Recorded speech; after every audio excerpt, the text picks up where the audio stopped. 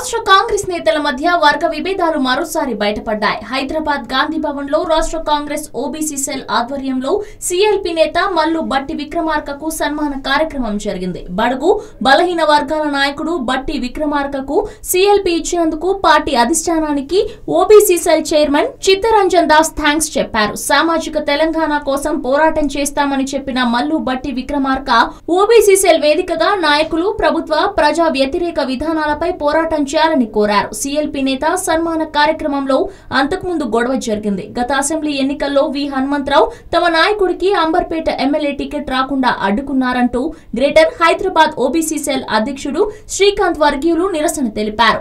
VH down down అంటూ పెద్ద ఎత్తున నినాదాలు చేశారు. శ్రీకాంత్ వర్గీయులు విహెచ్ వర్గీయుల మధ్య ఘర్షణ జరిగింది. నాయకులు అనుచరులు ఒకరిపై మరొకరు పిడిగుద్దులు గుద్దుకున్నారు. మల్లు బట్టి విక్రమార్క సహా సీనియర్లు కల్పించుకుని గొడవ సద్దుమణిగేలా చేశారు.